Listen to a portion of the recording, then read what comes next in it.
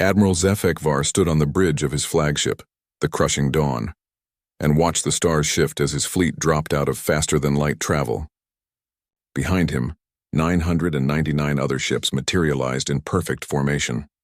Each vessel gleamed with the dark metal of the Calrothian Empire, their hulls covered in the ceremonial markings that told of conquered worlds and defeated enemies. The Admiral's four eyes focused on the yellow star ahead. So the locals called it, a simple star with a few rocky planets and some gas giants. Nothing special about it except for the third planet from the sun. That blue-green world held nearly 8 billion primitive creatures who called themselves humans. Navigation Officer Kelrick, confirm our position, HFY commanded, his voice carrying the authority of someone who had personally overseen the conquest of 47 star systems. Position confirmed, Admiral. We are at the outer edge of the Sol system, approximately 47 billion kilometers from the target world, Kelrick replied, his tentacles dancing across the control surfaces with practiced ease. HFY nodded and turned to his intelligence officer. Tactical Officer Hess, review the intelligence reports on these humans one more time. Hess activated the holographic display in the center of the bridge. Images of human cities, their primitive spacecraft, and their basic weapon systems floated in the air between them. The humans achieved faster-than-light travel only 63 of their years ago. Their ships are crude, using chemical rockets for basic propulsion and simple fusion drives for their longer journeys. They have established small colonies on 2 planets in their system, but these are tiny outposts with no military value. The Admiral studied the images. Human spacecraft looked like metal tubes with engines attached. Compared to the elegant curves and advanced technology of Calrothian ships, they seemed almost childish. What about their weapons? Primitive kinetic weapons that fire metal projectiles and basic energy beams. Nothing that could penetrate our shields or armor. Our battle computers calculate their strongest weapons would need to fire continuously for 73 minutes just to damage one of our smallest escort ships. Around the bridge, other Calrothian officers chittered with amusement. 73 minutes of continuous fire just to scratch their paint. It was almost insulting that the Empire had sent a full 1,000-ship fleet to deal with such weaklings. Population centers? HFY asked, mostly concentrated on the main continents of their homeworld. They have built large cities, but these are undefended. No orbital platforms, no shield generators, no particle cannons. The humans seemed to believe that distance from other star systems was their protection. HFY's mandibles clicked together in what passed for a Calrothian smile. Distance had protected them for a while, but the Empire's expansion had finally reached their little corner of the galaxy. Soon, Earth would join the dozens of other worlds that served the Empire, and its population would learn to be grateful for Calrothian rule. Communications Officer Vex, open a channel to all ships in the fleet. Channel open, Admiral. HFY straightened to his full height. At 8 feet tall, with 4 arms and a carapace that had been scarred in dozens of battles, he was an impressive figure even among his own kind. Officers and crew of the Imperial Conquest Fleet, we stand at the edge of another victory for the Empire. The primitive world ahead of us will fall as easily as all the others. Their weapons cannot harm us, their ships cannot outrun us, and their armies cannot stand against us. We will give them one chance to surrender, as is traditional. When they refuse, as they always do, we will show them the power of the Empire. Cheers echoed through the communication system as crews throughout the fleet responded to their admiral's words. They had heard similar speeches before dozens of other worlds. The pattern was always the same. The locals would try to fight, fail completely, and then accept Imperial rule. Some worlds surrendered immediately when they saw the size of the fleet. Others put up brief, futile resistance before giving up. A few had to be completely conquered through orbital bombardment and ground invasion, but they all fell in the end. Begin the approach to the inner system. Standard formation. I want those humans to see exactly how outmatched they are. The fleet began moving toward the inner planets. Their ships were not just instruments of war, but also tools of intimidation. Each vessel was designed to look as threatening as possible, with sharp angles and dark armor that seemed to swallow light. The biggest ships were over 2 kilometers long, bristling with weapons and carrying thousands of troops. As they passed the outer planets, Calrothian sensors automatically cataloged everything they saw. Jupiter, the largest planet, had a few small human research stations orbiting it. Saturn had similar tiny outposts. All of them looked temporary and fragile. The humans had barely begun to explore their own solar system, let alone develop it into something useful. "Admiral, we're detecting some unusual readings from the asteroid belt," reported Science Officer Yan. "What kind of readings?" "Metal signatures. Lots of them. The humans appear to have been mining the asteroids extensively. There are also some structures that look like processing facilities." HFY wasn't surprised.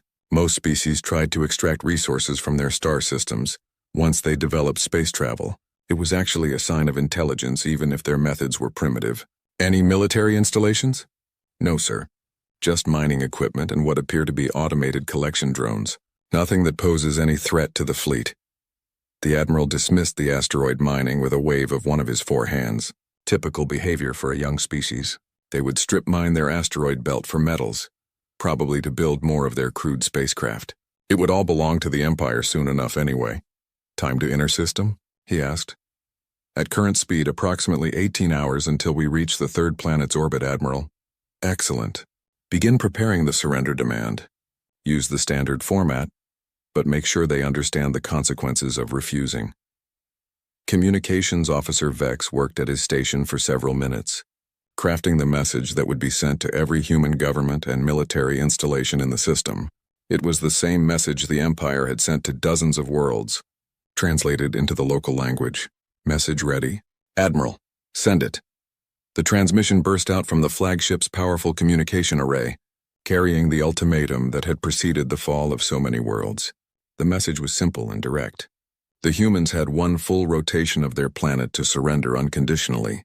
If they refused, the Imperial fleet would demonstrate why resistance was futile. Now came the waiting. Some species responded within minutes, their leaders immediately recognizing the hopelessness of their situation. Others took hours to debate and argue before accepting reality. A few actually tried to negotiate, as if they had anything to bargain with. HFY expected the humans to follow the usual pattern. There would be panic on their homeworld as their primitive governments tried to figure out what to do. Their military leaders would run calculations and realize their weapons were useless. Their scientists would study the approaching fleet and understand that their technology was centuries behind Imperial standards. "Admiral, we're receiving a response," Vex announced after only 47 minutes. That was faster than expected. Perhaps these humans were smarter than they looked. "Put it on the main display." The holographic projector activated, showing the image of a middle-aged human female in what appeared to be a military uniform. She had short gray hair and calm eyes that looked directly at the camera. When she spoke, her voice was steady and confident. "To the commanders of the approaching fleet, this is General Sarah Chen speaking on behalf of the United Earth Defense Council. We have received your ultimatum and appreciate the advance notice. We want you to know that we understand your capabilities and do not underestimate the power of your fleet. However, we must respectfully decline your offer of surrender. We have prepared for this possibility, and we will defend our home and our people. We suggest you reconsider your approach to our system. Thank you for your time." The message ended, leaving the bridge of the crushing dawn in silence. Several officers looked at each other in confusion. The human had thanked them for their time. She had spoken as if she were politely declining an invitation to dinner, not rejecting the ultimatum of a vastly superior military force. "Did she just thank us?" asked Tactical Officer Hess. "She said they were prepared," added Science Officer Yan. "Prepared with what? Their mining equipment?" HFY felt a flicker of something he had not experienced in many years. Not fear exactly, but uncertainty. In all his battles, facing enemies with everything from primitive clubs to advanced energy weapons, he had never encountered a response quite like this. The human general had not seemed afraid. She had not pleaded or threatened or tried to negotiate. She had simply said no, as if she had every confidence in her ability to make that choice stick. "Analysis of their response?" he asked his staff. "Unknown, Admiral. This does not match any of the typical response patterns in our database. Most species show signs of panic, anger, or desperation when faced with overwhelming force. The humans showed none of these indicators." "Perhaps they do not fully understand what they face," suggested Navigation Officer Kelrick. "Their translation systems might not have conveyed the true meaning of our message, or they might be planning something," added Hess. "Some species have attempted surprise attacks when faced with invasion, though none have ever succeeded. HFY considered both possibilities. The humans might indeed not understand the situation, though their general had specifically said they understood the fleet's capabilities. Or they might be planning some desperate last stand with their primitive weapons. Either way, the result would be the same. Continue the approach. Double the sensor sweeps. I want to know about every human ship, every installation, every weapon in this system. If they want to fight, we will be ready. Yes, Admiral. The fleet continued its inexorable advance toward the inner planets. As they moved deeper into the Sol system, their sensors painted an increasingly detailed picture of human civilization. The third planet was indeed heavily populated, with large cities connected by transportation networks. The humans had built space elevators and orbital stations, though these were clearly civilian in nature. Their two colony worlds showed signs of growing populations and developing infrastructure, but there were no obvious military preparations. No massive weapons platforms, no hidden fleets, no energy shields protecting their cities. The humans appeared to be going about their daily business as if a 1,000-ship invasion fleet was not bearing down on them. This is very strange, Admiral, reported Yan as they passed the orbit of Mars. We are detecting normal civilian traffic around Earth. Cargo ships moving between their space stations, passenger shuttles traveling to their moon colony, even what appears to be a tourist vessel heading to their Mars outpost. Either they are incredibly brave or they truly do not understand their situation. Or they have something we cannot see, HFY replied quietly. In his long career, he had learned that the most dangerous enemies were often the ones who did not seem dangerous at all. As the fleet crossed into the inner system, automated probes began their detailed scans of every human installation. The space stations were civilian. The moon colony was a research facility. The Mars outpost was small and defenseless. Everything looked exactly as the intelligence reports had predicted. But General Chen's calm confidence kept nagging at the Admiral's mind. No species had ever remained so composed when faced with the Imperial fleet. There had to be something they were missing. 8 hours to Earth orbit, Admiral, announced Kelrick. Maintain course and speed. All ships to battle stations. If the humans have any surprises waiting for us, we will be ready.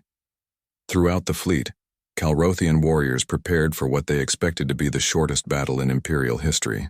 Weapon systems powered up, shields activated, and troops loaded into assault transports. The humans might have sounded confident, but confidence without capability was just ignorance. Admiral HFY settled into his command chair and watched Earth grow larger on his display screens. Soon he would add another world to the Empire's collection, and these strange humans would learn the price of defying Imperial will. He had no way of knowing that at that very moment, in facilities hidden throughout the Sol system, billions of humans were making their own final preparations. The mining operations his sensors had detected were not what they appeared to be. The space debris scattered throughout the system was not abandoned junk. And the calm confidence of General Chen was not ignorance at all. The Admiral was about to discover that humans had a very different understanding of what it meant to be prepared for war. The first sign that something was wrong came when the Calrothian fleet was still 3 hours from Earth orbit. Science Officer Yan suddenly straightened at his station, his tentacles moving rapidly across the sensor controls. Admiral, I'm detecting movement in the asteroid belt. HFY turned from his study of Earth's defensive positions. What kind of movement? Unknown, sir. Objects that our sensors previously classified as space debris are changing position. They appear to be adjusting their orbits, the Admiral frowned. Space debris did not adjust its own orbit. Show me. The main holographic display shifted to show the asteroid belt between Mars and Jupiter. Thousands of objects floated in the vast ring of rock and ice, most no larger than a building. But as they watched, several dozen pieces of what had appeared to be dead metal began moving with obvious purpose. Could they be automated collection drones? Asked Tactical Officer Hess. Negative. The movement patterns are too coordinated. And Admiral, there are more of them. Many more. As if responding to Yan's words, hundreds of additional objects throughout the belt suddenly came to life. Old satellite shells that had been drifting for decades fired positioning thrusters. Discarded ship hulls that looked like abandoned wrecks began broadcasting identification signals. Even some of the smaller asteroids started moving in ways that natural rocks simply could not. How many total objects? HFY demanded.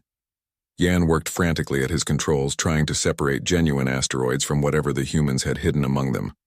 Approximately 43,000 artificial objects, Admiral. All of them were perfectly camouflaged until they activated. 43,000. The Admiral felt his confidence waver slightly. Even if they were just civilian mining equipment, that was far more than intelligence had predicted. Analysis of their capabilities? Working on it, sir. Most appear to be converted civilian hardware. Old satellites, decommissioned spacecraft, industrial equipment. But, Admiral, they all seem to be moving toward intercept courses with our fleet. Before HFY could respond, his communications officer interrupted. Admiral, incoming transmission from one of the objects in the belt. Put it through. The holographic display showed another human, this one a young man in a simple gray uniform. He was standing in what looked like the control room of a mining station, but something about his posture suggested military training. Calrothian Fleet. This is Lieutenant Commander Rodriguez of Asteroid Mining Platform 7. On behalf of the Sol Defense Network, I want to thank you for providing such detailed sensor readings of your ships. We've been collecting data on your shield configurations, armor composition, and weapon systems for the past 6 hours. The information will be very useful for our defensive preparations. The transmission ended, leaving the bridge silent except for the hum of electronics. They've been scanning us? Asked Hess in disbelief. Science Officer Yan checked his instruments. Confirmed, Admiral. Very subtle sensor sweeps, disguised as routine mining equipment scans. I didn't recognize them because the patterns were completely unfamiliar. Admiral HFY's mandibles clicked together in anger. The humans had been studying his fleet, while he had dismissed their presence as unimportant. It was a clever trick, but ultimately meaningless. Information gathering was useless without the capability to act on it. What can those mining platforms actually do to us? Even 43,000 of them? Unknown, Admiral. But I'm detecting energy buildups throughout the belt. Whatever they're planning, it will happen soon. As if summoned by Yan's words, the first wave of human attacks began. But it was unlike anything the Calrothians had ever encountered.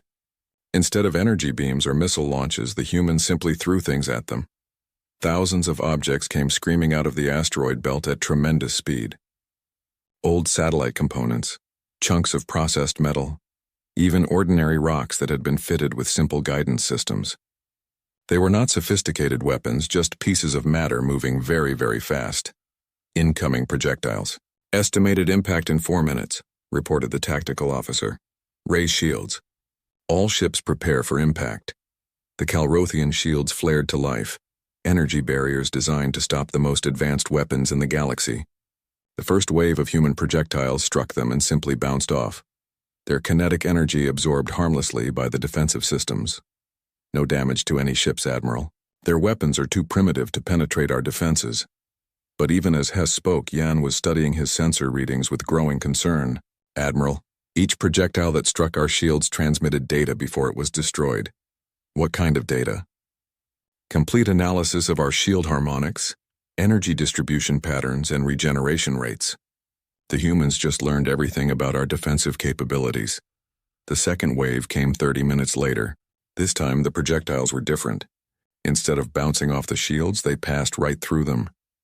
The humans had analyzed the Calrothian defensive systems and modified their attacks to exploit weaknesses that the Empire's own engineers had never considered. The projectiles themselves were still simple chunks of metal, but now they struck the actual hulls of the Imperial ships. Most bounced off the advanced armor without causing damage, but a few found weak spots around sensor arrays and communication equipment.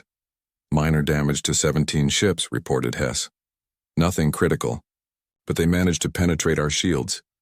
Admiral HFY was no longer amused by human tactics. Any species that could adapt their weapons so quickly deserved respect, even if their technology was primitive. How long until we clear the belt? 47 minutes at current speed, Admiral. Increase speed. I want us out of range of their platforms as quickly as possible. The fleet accelerated, their powerful engines pushing them toward the inner system. But as they moved, more and more objects in the belt came to life. What had appeared to be a sparse collection of mining equipment revealed itself to be a vast network of hidden installations. Admiral, we're detecting massive structures inside several of the larger asteroids. They appear to be manufacturing facilities. Manufacturing what? Unknown, but production is accelerating. Whatever they're building, they're making a lot of it very quickly. The third wave of human attacks confirmed Jan's fears. Instead of simple projectiles, the humans now launched sophisticated missiles that adapted their approach patterns in real time. They studied each Calrothian ship individually, analyzing its specific shield configuration and armor layout before selecting the most effective attack method. Damage reports coming in from across the fleet, announced Hess. The humans are targeting our sensor arrays and communication systems specifically. They're trying to blind and isolate our ships. It was a sound tactical approach, but the Calrothians had backup systems for their backup systems. A few damaged sensors would not cripple the Imperial fleet. Still, the Admiral found himself impressed despite the situation. These humans learned incredibly fast. Sir, we're receiving another transmission. This time, the holographic display showed General Chen again. She was standing in what appeared to be a command center, with dozens of displays showing the positions of both the Calrothian fleet and the human defensive installations. Admiral HFY, I hope you're beginning to understand our capabilities. What you've encountered so far represents approximately 3% of our asteroid belt defensive network. We have been preparing for this day for 23 years, ever since our first contact with non-human intelligence. Every piece of space debris in our system has been cataloged, analyzed and modified as necessary. She paused, checking one of her displays before continuing. Your ships are impressive and your technology is clearly advanced, but you have made the same mistake that many aggressive species make. You assumed that primitive technology means primitive thinking. We may not have energy shields or faster-than-light weapons, but we do have very good engineers, and we have had 2 decades to prepare. The transmission ended just as the fleet finally cleared the asteroid belt. Admiral HFY felt a moment of relief. Whatever the humans had hidden among the asteroids was now behind them. The path to Earth was clear. That relief lasted exactly 43 seconds. Admiral, massive energy signatures detected throughout the inner system, announced Yan, his voice tight with concern. From where? Everywhere, sir. Jupiter's moons, Saturn's rings, objects in Earth's orbital space, even some of the planets themselves. The holographic display updated to show the entire Sol system. Red markers appeared wherever human installations had suddenly revealed themselves. There were hundreds of them scattered from Mercury to the outer gas giants. How did we miss all of this? Demanded the Admiral. They were completely passive, sir. No energy emissions, no active sensors, nothing to distinguish them from natural phenomena or civilian installations. But now they're all powering up simultaneously. As if to emphasize Yan's point, Jupiter's largest moon suddenly lit up with energy signatures. What had appeared to be a simple research station revealed itself to be something far more substantial. Massive structures emerged from underground facilities, while orbital platforms that had been disguised as communication satellites began reconfiguring themselves into obvious weapon systems. Sir, similar activations detected at Saturn, Uranus, and Neptune. The humans have installations throughout their entire star system. Admiral HFY stared at the display in growing disbelief. The intelligence reports had been completely wrong. The humans had not ignored space, they had militarized it. Every major celestial body in their system had been turned into a fortress. How is this possible? Our reconnaissance probes found no evidence of military installations. The installations appear to have been designed specifically to avoid detection, Admiral. They mimic the energy signatures and structural patterns of civilian facilities. Our sensors classified them as research stations, mining operations, and communication hubs. The Admiral realized he was facing something unprecedented in his long career. The humans had not simply prepared for war, they had prepared specifically for war against technologically superior opponents. Every aspect of their defensive strategy seemed designed to counter the advantages that advanced civilizations typically held over primitive worlds. Time to Earth orbit? He asked. 6 hours, 17 minutes. Signal the fleet. All ships to maximum alert status. Deploy forward reconnaissance drones. I want detailed scans of everything between us and that planet. As the Imperial fleet continued its advance toward Earth, the true scope of human preparations became clear. Mars revealed itself to have extensive underground installations connected by tunnel networks. Earth's moon was not a simple colony, but a massive fortress bristling with weapons that had been carefully camouflaged to look like civilian infrastructure. Even the space around Earth itself was far from empty. What had appeared to be routine orbital traffic revealed itself to be a complex defensive network. Cargo ships were actually mobile weapon platforms. Passenger shuttles were reconnaissance drones. Even the tourist vessel heading to Mars turned out to be a disguised military transport. Admiral, incoming transmission from the Human Command Center. General Chen appeared on the display again, but this time she was not alone. Behind her stood dozens of other humans in military uniforms, representing every major nation and organization on their planet. Admiral HFY, by now you have realized that our defensive preparations are somewhat more extensive than your intelligence suggested. We want you to know that everything you have seen so far represents our outer defensive perimeter. We are prepared to discuss terms for your withdrawal from our system. The Admiral's forearms crossed in front of his chest, a gesture of defiance among his species. We do not withdraw, General Chen. The Imperial fleet has never retreated from battle. Then you should know that we have analyzed your fleet composition, weapon systems, and tactical doctrines based on historical data from the 47 worlds you have conquered. We have prepared specific countermeasures for every type of ship in your fleet and every weapon in your arsenal. Before HFY could respond, she continued, We also want you to know that our defensive strategy is based on a simple principle. We do not try to match your technology because we cannot. Instead, we use our technology in ways you have never encountered before. Your shields are designed to stop energy weapons and conventional missiles. Your armor is built to withstand plasma cannons and particle beams. Your tactics assume that your enemies will fight like other advanced civilizations. Chen's expression remained calm and professional, but there was something in her eyes that made the Admiral uncomfortable. You are not fighting other advanced civilizations, Admiral. You are fighting humans, and humans have a very different approach to problem solving. The transmission ended, leaving the bridge of the crushing dawn in thoughtful silence. For the first time in his career, Admiral HFY was beginning to wonder if his 1,000-ship fleet might not be enough. Admiral HFY had conquered 47 worlds, but he had never faced anything like what waited for him in the inner Sol system. As his fleet approached Mars orbit, every sensor reading revealed new layers of human preparation that defied everything the Empire knew about primitive civilizations.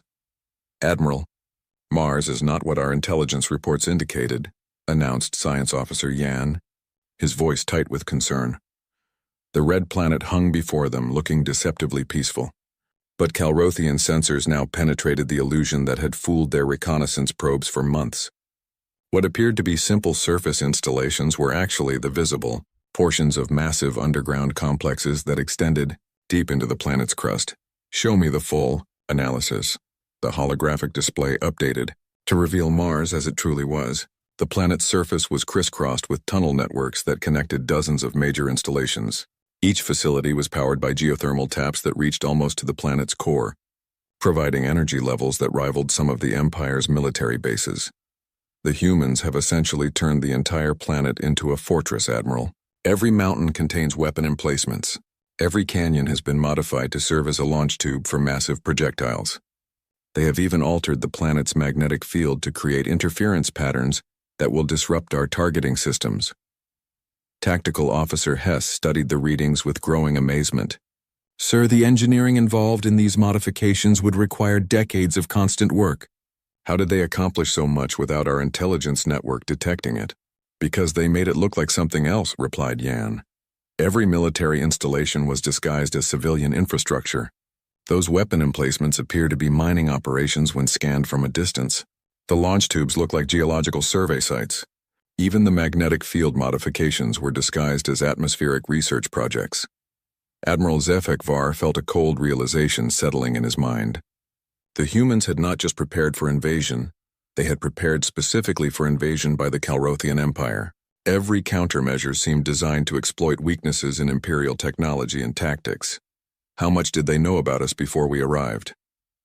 Unknown, Admiral, but their preparations suggest detailed knowledge of our capabilities, our standard battle formations, and even our psychological profiles. Before the Admiral could ask for clarification, his communications officer interrupted. Sir, we're receiving multiple transmissions from throughout the system. The humans appear to be coordinating their defenses. Put them through. The bridge filled with voices speaking in various human languages. The translations came through clearly, and what HFY heard made his confidence waver further. The humans were not panicking or arguing about what to do. Instead, they were calmly coordinating the most complex defensive operation he had ever witnessed. Lunar Command. This is Mars Central. Calrothian fleet is at bearing 27 Mark IV, approaching at standard Imperial battle speed. Recommend activation of Protocol 7. Confirmed, Mars Central. Jupiter Station, are your gravity wells ready? Jupiter Station confirms. Artificial singularities are stable and positioned. Saturn Ring Defense reports railgun networks are fully charged. Excellent. Earth Command, status of Solar Collection Array? Solar Array is focused and ready. We can deliver concentrated stellar plasma on target within 30 seconds of authorization. Admiral HFY's 4 arms trembled slightly as he listened to the human coordination chatter. Artificial singularities, gravity wells, solar plasma collection. These were not the weapons of a primitive civilization. These were the tools of species that had mastered the fundamental forces of the universe. Analysis of their capabilities, he demanded of his staff. Yan worked frantically at his sensors, trying to get detailed readings on the human installations. Admiral, I'm detecting energy signatures that don't match any known technology in Imperial databases. The humans appear to have developed completely novel approaches to energy manipulation and space-time distortion. That's impossible. Our intelligence indicated they had barely achieved faster-than-light travel. Sir, I think our intelligence was deliberately misled. The humans wanted us to see primitive spacecraft and basic weapons. They concealed their true capabilities until we were committed to this attack. As if responding to their conversation, another transmission came through from Earth. This time, it was not General Chen, but a different human entirely. An elderly man with white hair and calm eyes wearing the simple clothes of a civilian scientist. Admiral HFY, this is Dr. James Harrison, Director of the Sol System Defense Initiative. I wanted to personally explain what you're facing, since your intelligence appears to be incomplete. The old human gestured, and the transmission expanded to show what appeared to be a massive underground facility filled with equipment that the Admiral could not identify. 23 years ago, we encountered a probe from the Zephyrian Empire. It was damaged and crashed on our moon. From that probe, we learned 2 crucial facts. First, we were not alone in the universe. Second, some of our neighbors were not friendly. Dr. Harrison began walking through the facility, the camera following him past machines that hummed with barely contained energy. We realized that when contact finally came, it would likely be from a species with technology far superior to ours. Traditional military doctrine would be useless. We needed a completely new approach to defense. The scientists stopped in front of a massive circular device that seemed to bend light around its edges. So we asked ourselves a simple question. If we cannot match their technology, how can we win? The answer was to change the nature of the conflict entirely. The transmission showed brief glimpses of other human installations throughout the system. Massive machines on Jupiter's moons. Strange geometric structures in Saturn's rings. Devices that seemed to manipulate space itself around Earth's orbital platforms. We studied every aspect of galactic civilization that we could deduce from the probe's data. We analyzed typical invasion patterns, standard weapon systems, and conventional defensive strategies. Then we designed countermeasures for all of them. Dr. Harrison's expression remained calm and professional, but there was pride in his voice. The result is what you see around you. We have not tried to build better energy shields or faster ships. Instead, we have weaponized the solar system itself. Every planet, every moon, every asteroid has been modified to serve our defensive strategy. The transmission ended, leaving the Calrothian bridge in stunned silence. Admiral HFY had faced desperate last stands before, but never anything like this. The humans had spent decades preparing specifically for this moment. Admiral, we're approaching the orbital path of Earth's moon, announced Navigation Officer Kelrick. On screen, the Earth's moon appeared on the display, looking much larger than it should have from their current distance. As Calrothian sensors focused on it, the reason became clear. The moon was surrounded by a vast network of orbital installations that had been carefully camouflaged to blend with the natural debris field. Sir, the lunar installations are activating, reported Yan. Energy readings are off our scales. What the Empire had taken for a simple colony revealed itself to be the most heavily fortified position in the system. The moon's surface was covered with weapon emplacements that had been hidden inside fake craters. Its interior had been hollowed out and converted into a massive manufacturing facility that was now producing weapons at an incredible rate. "They're launching something," announced Hess. Thousands of objects streamed away from the lunar installations, but these were not the crude projectiles the humans had used in the asteroid belt. These were sophisticated missiles that moved in patterns that defied known physics. They curved through space as if following invisible tracks, accelerating and decelerating in ways that suggested advanced gravitational manipulation. "Evasive action," ordered the admiral. The Imperial fleet began complex evasive maneuvers, their ships moving in the precise formations that had served them well in 47 previous conquests. But the human missiles adapted to every defensive move, changing course with impossible precision to stay locked on their targets. "Sir, the missiles are not following ballistic trajectories. They appear to be riding controlled gravitational waves. That's impossible. Gravitational manipulation requires massive amounts of energy and computational power." "Nevertheless, Admiral, that appears to be exactly what they're doing." The first wave of missiles struck the fleet's outer ships, but instead of exploding on contact, they did something far worse. They attached themselves to the hulls and began doing something to the metal itself. Within minutes, several Calrothian ships found their armor literally dissolving around them. "Damage report," demanded HFY. "The missiles appear to contain some kind of molecular disassembly device, Admiral. They're breaking down our hull materials at the atomic level. 12 ships were lost in the first attack, simply falling apart as their structural integrity failed. The surviving vessels of the fleet watched in horror as some of the Empire's most advanced warships crumbled like sand. All ships, emergency protocols. Purge any foreign objects from your hulls immediately." But even as the Admiral gave the order, he realized the humans had predicted this response. The second wave of lunar missiles was designed to exploit the very countermeasures his fleet would use. Ships that attempted to purge the molecular disassemblers found themselves vulnerable to follow-up attacks that targeted their now weakened defensive systems. "Admiral, we're receiving telemetry from throughout the system," announced his communications officer. "All human installations are coordinating their attacks with perfect timing." The holographic display showed the entire Sol system, with red indicators marking every human weapons platform. As HFY watched, he realized the humans were treating the entire star system as a single, integrated weapon. Every installation, from Mercury to Neptune, was part of a coordinated defensive network that responded to threats with inhuman precision. How are they coordinating across such distances? Even faster-than-light communication has delays. Science Officer Yan looked up from his instruments with an expression of awe. "Admiral, I believe they're using quantum entanglement for instantaneous communication. Every installation in the system is in real-time contact with every other installation." The implications hit the Admiral like a physical blow. Quantum entanglement communication was theoretical technology that even the Empire had not mastered. If the humans had solved those problems, they could coordinate defensive actions across interplanetary distances without any delay whatsoever. "Time to Earth orbit?" he asked quietly. 4 hours, 12 minutes, Admiral." As the fleet continued its approach, the human defenses continued to reveal new layers of sophistication. Saturn's rings were not just hiding weapon platforms. They had been modified to serve as a massive particle accelerator that could launch projectiles at significant fractions of light speed. Jupiter's magnetic field had been enhanced and focused to create directed electromagnetic pulses that disrupted Calrothian electronics. Even the sun itself seemed to be under human control, as focused beams of stellar plasma lanced out to strike at Imperial ships. "Admiral, we've lost 63 vessels," reported Hess. "And we haven't even reached Earth's defensive perimeter yet." HFY stared at the tactical display, watching red indicators appear and disappear as his ships were destroyed by weapons that should not have existed.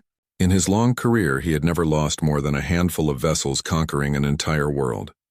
Now he was losing dozens of ships just trying to reach Earth orbit. "Sir, incoming transmission from Earth Command."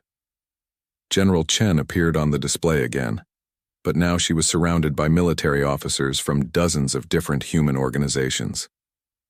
Behind them, wall-mounted displays showed the current status of the battle from every angle. "Admiral, we want you to understand what you're facing. What you have encountered so far represents our long-range defensive systems. As you get closer to Earth, you will face our medium-range defenses, then our close-range systems, and finally our planetary defense grid." She paused, consulting a tablet that one of her officers handed her. Each defensive layer uses completely different principles and technologies. We have designed them specifically to counter the adaptation strategies that successful military forces typically employ. Every time you develop a countermeasure to one system, you will face something entirely different. The general's expression remained professional, but there was steel in her voice. We are not asking you to surrender, Admiral. We are informing you that continuing this attack will result in the complete destruction of your fleet. We have run simulations based on your current approach pattern and estimated capabilities. None of them result in a successful invasion. Before HFY could respond, she continued, "However, we are prepared to allow your fleet to withdraw from our system unharmed. We have no desire to continue this conflict if it can be avoided." The transmission ended, leaving the Admiral with a choice he had never faced before. In 47 conquests, no enemy had ever offered him terms.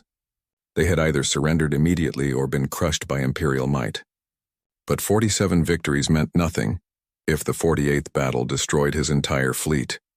And for the first time in his career, Admiral HFY was beginning to believe that might actually happen. "Admiral, Earth is now visible on long-range sensors," announced Kelrick. The blue-green world hung in space ahead of them, looking deceptively peaceful. But Calrathian instruments could already detect the massive energy signatures of weapon systems that dwarfed anything they had yet encountered. The humans had saved their most powerful defenses for last. "Maintain course," the Admiral ordered, though his voice lacked its earlier confidence. Behind him, his bridge crew exchanged worried glances. They had followed their Admiral through 47 victories, but this battle felt different. The humans were not acting like any enemy they had ever faced. As the Imperial fleet approached Earth, every officer aboard every ship began to understand that they were not conquering a primitive world. They were challenging a civilization that had spent decades preparing for exactly this moment. And the humans were ready for them. Admiral HFY stood on the bridge of the crushing dawn and watched Earth grow larger on his displays. Behind him lay the wreckage of 63 Imperial warships, their debris forming a trail of destruction that marked the fleet's painful advance through the Sol system. Ahead lay a blue-green world that had already proven more dangerous than any enemy in his long career. But the Admiral was Calrathian, and Calrathians did not retreat. Even if these humans had surprised him with their preparations, even if they had weapons that defied Imperial understanding, he still commanded over 900 ships. No single world could stand against such overwhelming force. "All ships report ready for final assault, Admiral," announced Tactical Officer Hess. "Time to optimal firing position?" 17 minutes, sir," HFY nodded grimly. 17 minutes and this strange battle would be over. The humans had fought cleverly, but cleverness had limits. Once his fleet reached Earth orbit, they would demonstrate why the Empire had never failed to conquer a world it set its sights on. "Sir?" "Detecting massive energy buildups throughout Earth's orbital space," reported Science Officer Yan. "Also getting readings from the planet's surface that don't match anything in our databases. Show me." The holographic display updated to show Earth and its immediate surroundings. What Admiral HFY saw made him question everything he thought he knew about planetary defense. The space around Earth was not empty as their long-range scans had suggested. Instead, it was filled with structures that had somehow remained completely invisible until now. Massive orbital platforms floated in perfect geometric patterns around the planet. Each one was easily the size of a Calrathian battleship, but their design was unlike anything the Empire had encountered. They seemed to be built around focusing arrays that gathered and concentrated energy from sources the Admiral could not identify. "Analysis of the orbital platforms?" he demanded. "Unknown technology, Admiral. They appear to be collecting energy from multiple sources simultaneously. Solar radiation, cosmic background radiation, even what appears to be zero-point energy extraction from vacuum space itself. Zero-point energy, the theoretical power source that could provide unlimited energy by tapping into the quantum fluctuations of empty space. The Empire's best scientists considered it impossible to harness, yet the humans seem to be doing exactly that. Energy levels? Each platform is generating approximately 10 times the power output of our largest battleship reactors. Admiral, before HFY could process that information fully, new readings appeared on his displays. The Earth itself was lighting up with energy signatures that defied belief. Not just from obvious installations, but from what appeared to be the planet's natural features. Sir, the mountain ranges are showing massive power spikes. So are the ocean floors, the ice caps, and even the atmospheric layers. That's impossible. You cannot weaponize an entire planet. But as Calrothian sensors focused on Earth's surface, the impossible became undeniable. Every major geographical feature had been modified in some way. Mountain peaks housed energy collectors that focused power from across the electromagnetic spectrum. Ocean floors contained massive installations that tapped into the planet's core energy. Even the atmosphere itself had been seeded with devices that could manipulate electromagnetic fields on a planetary scale. Admiral, incoming transmission from Earth Command. General Chen appeared on the display, but this time she was not in a command center. She was standing on what appeared to be an observation deck, with the curve of Earth visible behind her through massive windows. Admiral HFY, you are now entering Earth's primary defensive perimeter. I wanted to personally explain what you are about to face, so you understand that what happens next is not malice, but simply the natural consequence of your decision to continue this attack. Behind her, other humans worked at control stations that managed displays showing energy flows across the entire planet. The scale of the coordination was breathtaking. 23 years ago, when we realized that hostile first contact was inevitable, we made a decision that defined everything that followed. We decided that if we were going to defend our home, we would do it properly. Not just our cities or our military installations, but our entire world. The general gestured toward the displays behind her, which showed energy patterns flowing across continents like glowing rivers. We converted our entire planet into a single integrated defensive system. Every mountain, every ocean, every layer of atmosphere contributes to our ability to protect what we have built here. Earth itself has become our weapon.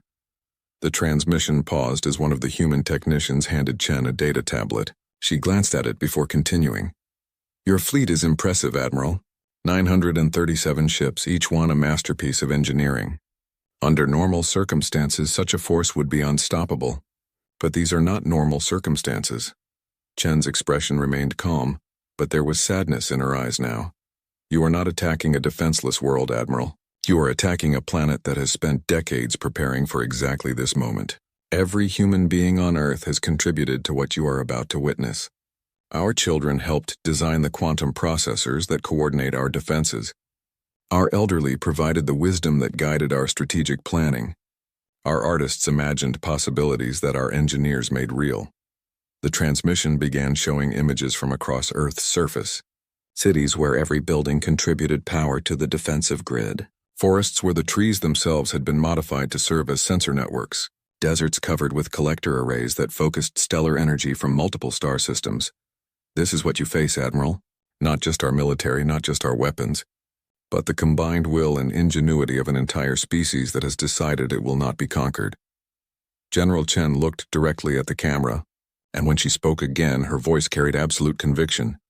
We gave you every opportunity to withdraw. We demonstrated our capabilities gradually, hoping you would recognize the futility of continued aggression. But you have chosen to proceed. So be it. The transmission ended just as the Calrothian fleet reached what their sensors indicated was optimal firing range. Admiral HFY had conquered 47 worlds, and he knew the moment when victory or defeat hung in the balance. This was that moment. All ships open fire, target the orbital platforms first, then begin planetary bombardment. The Imperial fleet unleashed the concentrated firepower of nearly 1,000 warships. Energy beams that could crack continents lanced through space toward the human defensive positions. Missiles carrying warheads that could devastate entire cities streaked toward their targets. The combined assault represented more destructive power than most species could imagine. For exactly 3 seconds, it seemed as if the Imperial attack might succeed. Calrothian weapons struck the human orbital platforms, overwhelming their defensive screens and beginning to damage their exotic energy collectors. Then the humans responded. The first indication that something unprecedented was happening came from the sun itself. Solar flares erupted from the star's surface, but these were not natural phenomena. They followed precise trajectories that brought focused streams of stellar plasma directly toward the Calrothian fleet. The humans had somehow learned to control the star that gave life to their world. Evasive action, ordered Admiral HFY, but his ships were already trapped. The space around Earth warped and twisted as artificial gravity wells activated throughout the orbital defensive network. Instead of the predictable trajectories that allowed for evasive maneuvers, Calrothian ships found themselves pulled inexorably toward weapons they could not see or understand. Admiral, gravitational fields are fluctuating throughout the combat zone. Our navigation systems cannot compensate. But gravity manipulation was just the beginning. As the Imperial ships struggled against forces that pulled them in multiple directions simultaneously, the human orbital platforms revealed their true purpose. Each one was not just a weapon, but a focusing array that could bend space-time itself. The attack came from everywhere at once. Beams of pure energy that ignored conventional shields and armor struck directly at the molecular bonds that held Calrothian ships together. Gravitational waves that crushed metal like paper swept through the fleet in perfect formation. Most terrifying of all, some ships simply vanished, apparently transported to locations that no longer existed in normal space. "Damage report," the Admiral demanded. But Tactical Officer Hess could only stare at his displays in confusion. "Sir, I'm reading total destruction of the first wave. 237 ships lost in the first attack. But Admiral, I don't understand how they were destroyed. Our sensors show energy patterns that violate known physics." Before HFY could respond, the second wave of human attacks began. This time the assault came not from orbit but from Earth itself. The planet's magnetic field, enhanced and focused by installations across its surface, created electromagnetic pulses that fried Calrothian electronics across millions of cubic kilometers of space. Ships that had survived the first attack found their systems failing, as waves of precisely tuned electromagnetic energy overwhelmed their shielding. Communication arrays went dead. Navigation computers crashed. Even basic life support systems began to malfunction, as the human planetary defense grid demonstrated capabilities that the Empire had never encountered. "All ships emergency retreat," ordered the Admiral, but his communications were lost in the electromagnetic chaos surrounding his fleet. The third phase of the human defense was the most devastating of all. Across Earth's surface, installations that had been hidden beneath oceans and inside mountains revealed their true purpose. They were not just weapons or power collectors, but components of a planetary-scale matter transmutation system. The humans had learned to manipulate matter at the quantum level on a scale that encompassed their entire world. Instead of building conventional weapons, they had turned the Earth itself into a device that could alter the fundamental properties of anything within its reach. Calrothian ships that had survived energy beams and electromagnetic pulses now faced an enemy that could simply change what they were made of. Advanced armor became ordinary rock. Sophisticated electronics became inert metals. Even the Calrothian crew members found their environmental systems failing, as the very air in their ships was transformed into substances their bodies could not process. "Admiral, we've lost over 600 ships," reported Hess, his voice barely audible over the interference that filled their communication systems. "Recommend immediate withdrawal from the system." But Admiral HFY could see that withdrawal was no longer possible. The human defenses had surrounded his fleet with fields and forces that made conventional space travel impossible. His ships were trapped in Earth's orbital space, subject to weapons that operated according to principles that Imperial science had never imagined. The final phase of the human defense was the most elegant of all. Instead of destroying the remaining Calrothian ships, the humans simply removed them from normal space-time. One moment they were there, the next moment they were gone, transported to a dimension where the laws of physics no longer applied in familiar ways. Admiral HFY watched his fleet disappear ship by ship, each vessel simply winking out of existence as if it had never been there at all. In less than 90 seconds, the Imperial force that had conquered 47 worlds was reduced to scattered atoms drifting among the stars. The crushing Dawn was the last ship to go. As artificial gravity fields closed around his flagship, Admiral HFY had one final moment to understand what had happened to him. The humans had not defeated his fleet through superior firepower or better tactics. They had simply changed the fundamental rules by which space combat operated. As his ship was torn apart at the quantum level, the Admiral's last thought was a warning that would never be delivered to the Empire. These humans were not just another primitive species to be conquered. They were something entirely new in the galaxy, a civilization that had learned to wage war with the very forces that held the universe together. The Calrothian Empire had sent 1,000 ships to conquer Earth. In the end, those ships had lasted exactly 93 seconds in Earth's defensive perimeter. And in those 93 seconds, humanity had announced its arrival on the galactic stage in a way that would never be forgotten. The space around Earth was empty now except for drifting particles that had once been the Empire's greatest fleet. But the human defensive systems remained active, ready for whatever might come next. General Chen stood on her observation deck and watched the last traces of the Calrothian fleet fade into cosmic background radiation. Around her, her staff worked quietly to restore Earth's natural appearance, hiding once again the weapons that had just reshaped the balance of power in this part of the galaxy. The humans had spent 23 years preparing for this day. Now they would spend the next 23 years preparing for whatever consequences their victory might bring. Earth was safe. But the galaxy was about to learn that there was a new species among the stars, one that had a very different understanding of what it meant to defend their home. The silence in Earth's orbital space was complete. Where moments before 1,000 Calrothian warships had filled the void with energy weapons and the fury of conquest, now there was only empty space in the distant glow of scattered particles that had once been the Empire's most powerful fleet. General Sarah, Chen stood on the observation deck of Earth Defense Command and watched the last energy signatures fade from their displays.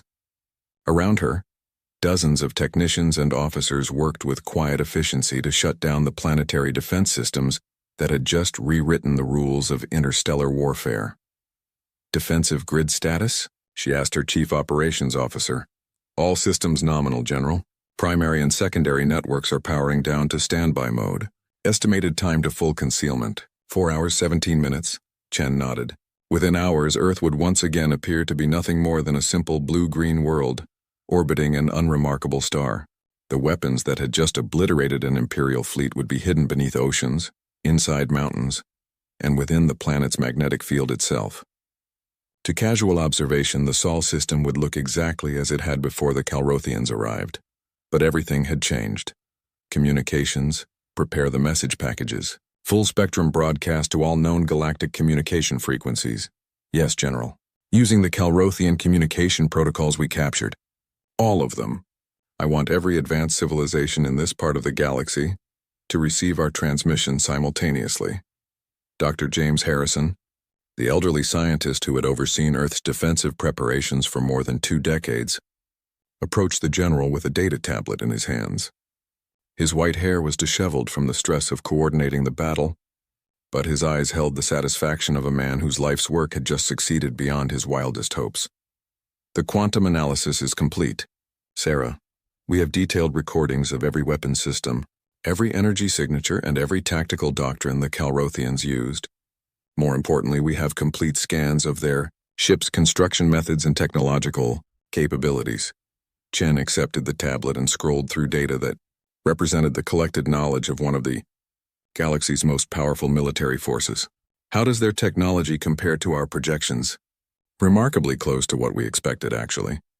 Advanced energy manipulation, sophisticated material science, efficient faster-than-light drives, but nothing that fundamentally challenges our understanding of physics.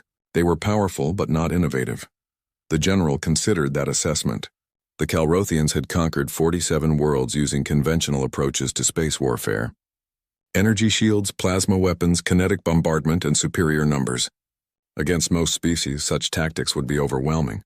But the humans had spent 23 years preparing for exactly that kind of conventional assault. Any signs of other Imperial forces in nearby systems? Dr. Harrison consulted another display. Our deep space sensors are detecting increased communication traffic throughout this region of the galaxy.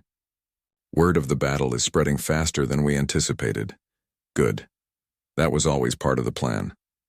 Chen moved to the communications station, where her staff had prepared the message that would announce humanity's presence to the galaxy.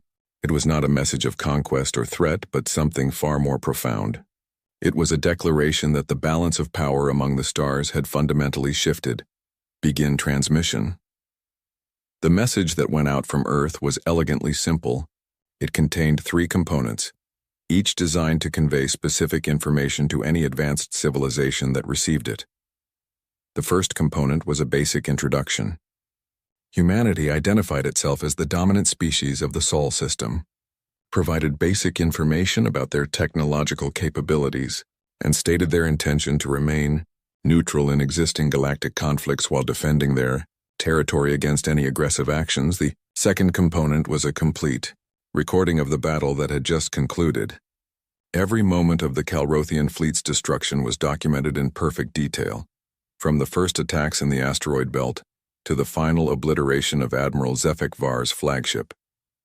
Any species that received the transmission would understand exactly what had happened to the Empire's invincible fleet. But it was the third component that would reshape galactic politics for generations to come. Attached to humanity's message were detailed technical specifications for several of Earth's simpler defensive technologies, anti-gravity generators that could be built using common materials, energy-focusing systems that could turn a planet star into a weapon, quantum communication networks that allowed instantaneous coordination across interstellar distances. The humans were not just demonstrating their power. They were sharing it. Message transmission complete, General. Estimated delivery to all major galactic powers within 72 hours. Chen nodded and moved to another station, where her intelligence officers were monitoring communication intercepts from across the region. Already the reactions were beginning. Report from the Zephyrian Federation, General. They're recalling all military vessels to defensive positions around their home worlds. The Andromedian Collective? Similar response.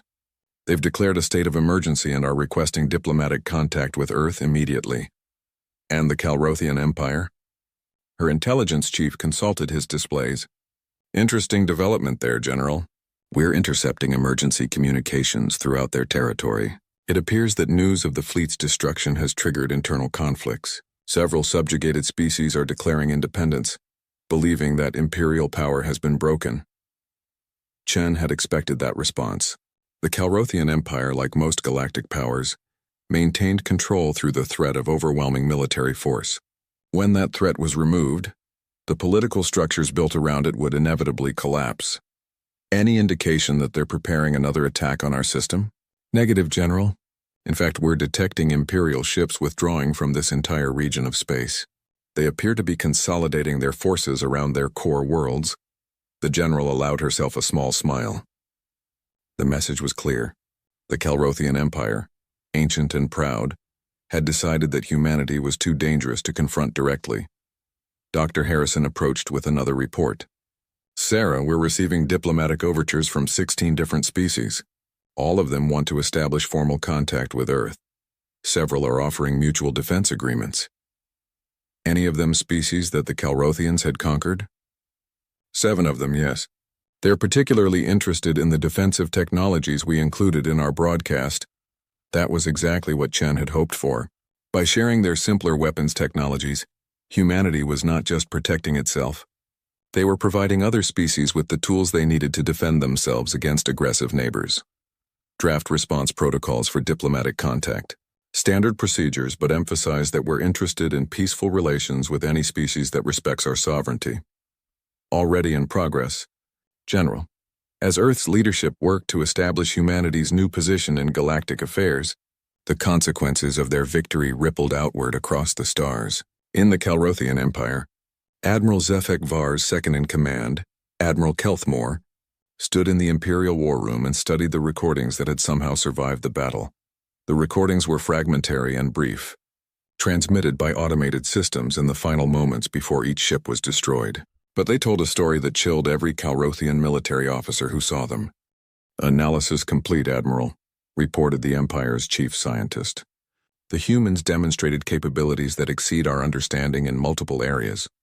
Gravitational manipulation on a stellar scale, quantum-level matter transmutation, coordinated defensive systems that span an entire star system. Admiral Kelthmore had served in the Imperial military for 60 years. He had conquered 12 worlds personally and had never encountered an enemy that Imperial firepower could not overwhelm. But the recordings from the Sol system showed weapons that operated according to principles the Empire had never imagined. Recommendations? Complete avoidance of the Sol system, Admiral. Classify it as a forbidden zone. Any approach by Imperial vessels should be considered a suicide mission. The Admiral accepted that recommendation without argument. The loss of 1,000 ships and 50,000 crew members was a disaster, that would reshape Imperial policy for generations. The Empire could not afford another such defeat. What about the other species in this region? Are they likely to adopt human technologies? Highly probable, Admiral. The humans included detailed specifications for several weapon systems in their galactic broadcast. Any species with basic industrial capability could implement those technologies within months. Admiral Kelthmore felt the weight of a changing galaxy settling on his shoulders. For centuries, the Calrothian Empire had expanded through superior technology and overwhelming force. Now a single species had demonstrated that such advantages were not permanent. Prepare a full strategic assessment for the Imperial Council. Include recommendations for defensive consolidation and diplomatic outreach to species we have not yet conquered.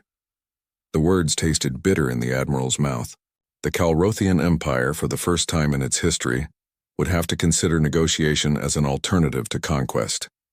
Meanwhile, in the Sol system, humanity began the complex process of adjusting to their new role in galactic affairs. The defensive preparations that had consumed decades of effort and resources had succeeded beyond their creators' wildest hopes. But success brought its own challenges. "General, we need to discuss long-term strategy," Dr. Harrison said as he joined Chen on the observation deck. "Our victory over the Calrothians will have consequences we cannot fully predict." Chen nodded, gazing out at the peaceful Earth that hung in space before them. "I know. We've announced our presence to the galaxy in the most dramatic way possible. Some species will want to be our allies. Others will see us as a threat to be eliminated. And some will want to study our technologies, possibly through less than peaceful means. Which is why Phase 2 begins immediately." Dr. Harrison raised an eyebrow. "Phase 2? Did you really think we would stop with defending Earth, James? We've proven that human ingenuity can overcome technological disadvantages. Now we need to ensure that advantage is permanent." Chen activated a wall display that showed the entire Sol system, with indicators marking dozens of construction projects that had been hidden, even from most of Earth's population. While we were building our defensive network, we were also building an expansion infrastructure, mining operations in the outer system, manufacturing facilities on the gas giant moons, research stations in the cometary cloud, everything we need to take human civilization to the stars. Dr. Harrison studied the display with growing amazement. "You're talking about interstellar expansion. I'm talking about making sure humanity never faces an existential threat again. The best defense is to ensure that Earth is not our only world. Within 50 years, human colonies will be established in a dozen star systems. Within a century, we'll be one of the major powers in this part of the galaxy. And if other species try to stop us," Chen's expression hardened, "then they'll learn what the Calrothians learned. Humans don't just defend themselves, James. We engineer solutions to problems. And right now, our biggest problem is ensuring that what happened today never has to happen again." As Earth's leaders planned for humanity's expansion into the galaxy, their message continued to spread among the stars. On hundreds of worlds, alien civilizations received the transmission that announced the arrival of a new galactic power. The recordings of the Calrothian fleet's destruction were studied by military strategists, scientists, and political leaders across known space. The consensus was unanimous. A new age had begun. The galaxy now contained a species that had demonstrated the ability to wage war with the fundamental forces of the universe itself. Some civilizations saw opportunity and potential alliance with such a powerful neighbor. Others saw only threat in humanity's obvious capabilities. But all of them understood one simple fact. The Sol system was now marked on every galactic map with a warning that would be respected for generations to come. Here be humans, and humans, as the galaxy was learning, had a very different approach to solving problems than any species that had come before them. They did not simply build better weapons or stronger defenses. They engineered reality itself to serve their purposes. The Calrothian Empire had sent 1,000 ships to conquer a primitive world. Those ships had lasted 93 seconds against defenses that treated physics as a set of suggestions rather than immutable laws. The message was clear to anyone capable of understanding it. Humanity had arrived among the stars, and the galaxy would never be the same again. In the years that followed, historians would mark the destruction of the Calrothian fleet as the moment when the old order of galactic civilization came to an end. The age of conquest through superior firepower was over. The age of human ingenuity had begun, and across the stars, Other species began to learn what it truly meant to coexist with a civilization that regarded warfare as simply another engineering problem to be solved.